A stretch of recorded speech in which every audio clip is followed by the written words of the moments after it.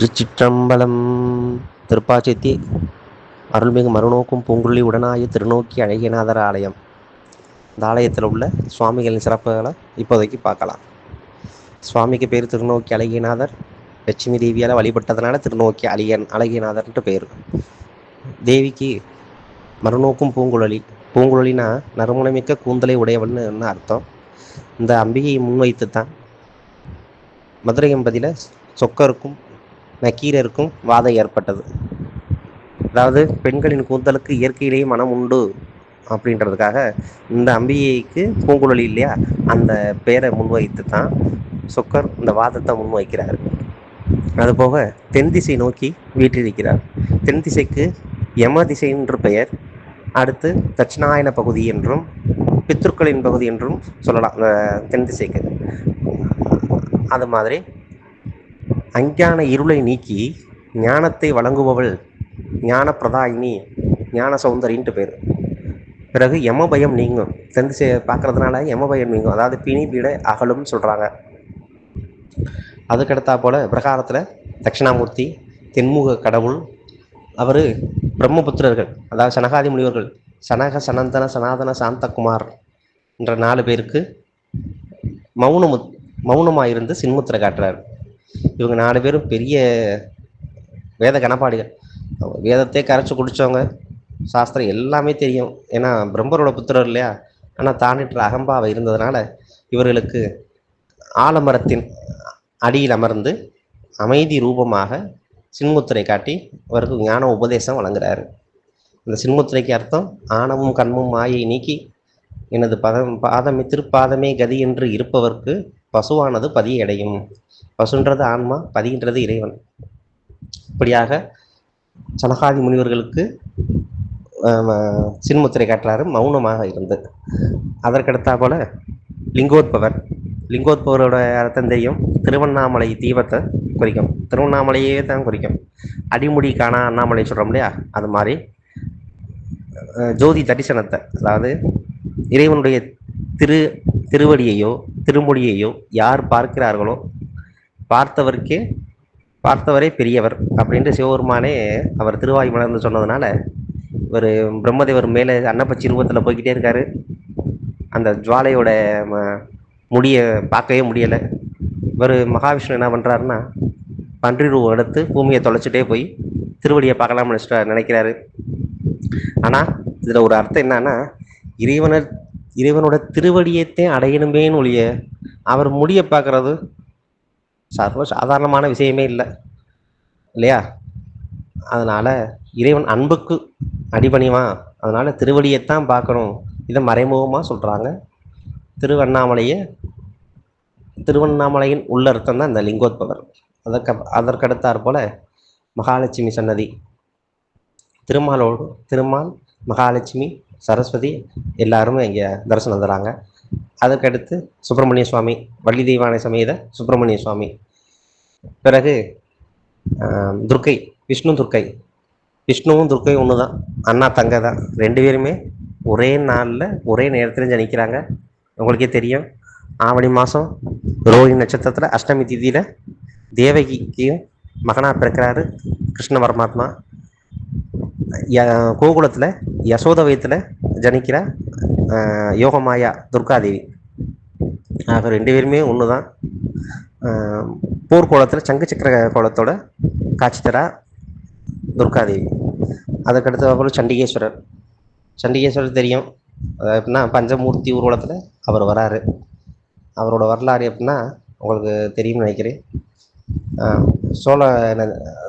சோழ தேசத்தில் மண்ணியாற்றங்கரையில் ஒரு கிராமத்தில் ஒரு அந்தனர் குடும்பத்தில் பிறக்கிற விசாரச்சர்மன். அவங்க அப்பா பேர் எச்சதத்தன். அவங்களுக்கு மாடுகள் மேய்க்கக்கூடிய ஆயர் ஒருவர் இருந்திருக்காரு. ஒரு பசுவானது பால் கொடுக்காம ரொம்ப சேஷ்டை பண்ணிக்கிறது இருக்கு. அந்த பசுவை இவர் ஒரு ஆயர் அடிக்கிறாப்புல, ஊன்றுகோலால் அடிக்கிறாரு. இதை பார்த்த விசாரச்சர்மன் என்ன பண்ணுறாரு, சுவாமி அது வாயிலா ஜீவன், அதை போய் அடிக்கலாமா, வேண்டாம், அந்த பொறுப்பை என்கிட்ட கொடுத்துருங்க, நான் பார்த்துக்கிறேன் அப்படின்னு சொல்லிட்டு அவன் அந்த பசு மேலே அவ்வளோ ஒரு பிரியமாக இருக்காராம் விசாரச்சர்மன். அந்த அன்பின் மிகுதியால் அந்த பசுவானது பால் சுரக்குதான், அதுவாக தானாக சுரந்து வந்துக்கிட்டு. இதுக்காக அவர் என்ன பண்ணுறாருன்னா, ஆற்று மணலில் ஒரு லிங்கமாக வடித்து அது மேலே அந்த பால் வடியும்படி செய்கிறாரு. இதை பார்த்துட்டு ஊர் மக்கள்லாம் போய் எச்சதன்ட்ட, ஓய் பிராமணா, உம்ம மகன் செய்கிற காரியத்தை போய் பாருமையா அப்படின்னு ஏசுறாங்களாம். அவர் அந்த கோபத்தில் வந்து இந்த ஆற்று மணலில் இந்த பால் வடிகிறத பார்த்துட்டு அவர் காலால் உதைக்கிறாரு அந்த லிங்கத்தை. இதை பார்த்த விசாரசர்மன் என்ன பண்ணுறாருன்னா, ஓம் நமச்சிவாயன்னு சொல்லி அந்த ஊன்றுகோலை எடுத்தார். அது வாளா மாறிடுச்சு. அந்த வாள்னால தன் தந்தையோட எச்சதத்தோட காலை வெட்டிட்டாரா. உடனே சுவாமி பிரசன்னமாறாரு. ஓ விசாரச்சர்மரே, இனிமே உனக்கு தந்தை நான் தான்டா அப்படின்னு சொல்லி அவருக்கு கொன்றை மாலையை சாத்தி அவர் எப்பயுமே தன் பக்கத்திலேயே வச்சுக்கிட்டாரா. அதுலேருந்து அவருக்கு பேர் சண்டிகேஸ்வரன்ட்டு பேர். சிவ குடும்பத்தில் அவரும் ஒருத்தர். அதற்கடுத்தாப்புல பிரம்மா இருக்கார். அடுத்து லட்சுமி தீர்த்தம். லட்சுமி தீர்த்தம் விசேஷம். இதுக்கு முந்தைய 2 தீர்த்தம் உண்டு. சிவதீர்த்தம் நலதீர்த்தம் இருக்குது. அது 2 தூர்ந்து போச்சு. அதற்கடுத்தாப்புல சண்டிகேஸ்வரி, நவகிரகம். அதுக்கு ரொம்ப விசேஷம் கஷ்ட நிவாரண காலபைரவர். இந்த கஷ்ட நிவாரண காலபைரவருக்கு 2 சுவான வாகனம், ஒன்று நின்ற கோலத்திலும் இன்னொன்று அமர்ந்த கோலத்தில் இருக்கும். அதில் முத்தலை சூளத்தில் வர உதிரத்தை இந்த வலது பக்கம் உள்ள நாயானது அந்த உதிரத்தை கவும்படி சிற்ப வேலைப்பாடு அமைந்துள்ளது. இடது பக்கம் உள்ள நாயானது நிசப்தமாக அமைதி கோலத்தில் காணப்படும். இதை வந்து சூரியகலை சந்திரகலைன்னு சொல்கிறாங்க. வலது பக்கம் உள்ள சுவானத்துக்கு சூரியகலையை குறிப்பதாகவும், இடது பக்கம் உள்ள சுவானத்துக்கு இடது சந்திரகலையை குறிப்பதாகவும் சொல்கிறாங்க. அதுபோல் தேய்பிர அஷ்டமி இங்கே ரொம்ப விசேஷமாக நடக்கும். எவ்வளவு வீண் வாதம், வழக்கு, பிணி, பீடை, எந்த தொழில் முன்னேற்றம் எல்லாத்துக்குமே இந்த பைரவரை வழிபடுவது ரொம்ப சிறப்பு. அதற்கடுத்தா போல் இங்கே வந்து பல திருவிழாக்கள் இனிதே நடைபெற்று கொண்டிருக்கிறது. வைகாசி, விசாகம் அன்னைக்கு சுவாமி புறப்பாடு உண்டு, சுப்பிரமணிய சுவாமி புறப்பாடு. அடுத்து ஆணி திருமஞ்சனத்தன்னைக்கு நடராஜருக்கு அபிஷேகம் நடந்துக்கிட்டு இருக்கு. ஆடி மாதம் திரு ஆடிப்பூரம் அம்பாளுக்கு வளையல் சாற்றப்பட்டு அது ஒரு விசேஷமாக நடந்து அம்பாள் வந்து திரு வீதி உலா வராங்க. அடுத்து ஆவணி மாதம் புரட்டாசியில் மகர நோன்பு, நவராத்திரி இங்கே வெகு விமரிசையாக நடக்கும். கொலு, அதே மாதிரி தேவி மகிஷாசுர மர்த்தினியாக போய் அசுரனை துவம்சம் பண்ணிட்டு வர இந்த காட்சி நடக்கும். திருவிதி விழா நடக்கும். அடுத்து ஐப்பசி மாதம் அன்னாபிஷேகம், கார்த்திகை மாதம் திருக்கார்த்திகை தீபம் நடக்கும். அது விமரிசையாக சொக்கப்பணம் கொளுத்தி அதை இந்த ஜோதி தரிசனம், அதாவது திருவண்ணாமலையே அதோட அர்த்தம் தான், அதோட உள்ளர்த்தம் தான் அந்த திருக்கார்த்திகை தீபம்.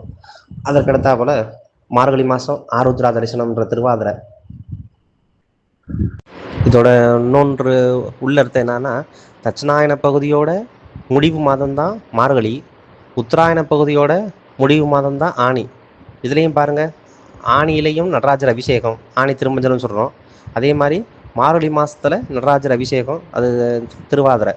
ரெண்டுமே பிரதோஷ வேலை ஆரம்ப நேரம் அப்படின்னு சொல்கிறாங்க. அது எப்படின்னா, நமக்கு ஒரு வருஷம்ன்றது தேவர்களுக்கு ஒரு நாள் கணக்கு. அப்போ நமக்கு ஒரு 6 மாதம்ன்றது அவங்களுக்கு ஒரு பகல் பொழுது, திரும்பி 6 மாதம்ன்றது அவங்களுக்கு ஒரு இரவு பொழுது. அது மாதிரி வச்சிங்கன்னா ஒரு கணக்கு போட்டிங்கன்னா ஒரு மாதத்துக்கு 2 மணி நேரம் வருது. அப்படியாக ஆனி மாதம் திருமஞ்சனமும் மார்கழி மாதம் திருவாதிரை ஆருத்ரா தரிசனமும் நடக்குது. இறைவன் மகாவிஷ்ணு என்ன சொல்லியிருக்காரு பாரதத்தில், மாதங்களில் நான் மார்கழி என்று சொல்லியுள்ளார். அந்த மார்கழிக்கு அவ்வளோ ஒரு விசேஷம். தேவ மாதம்ட்டே பேர்.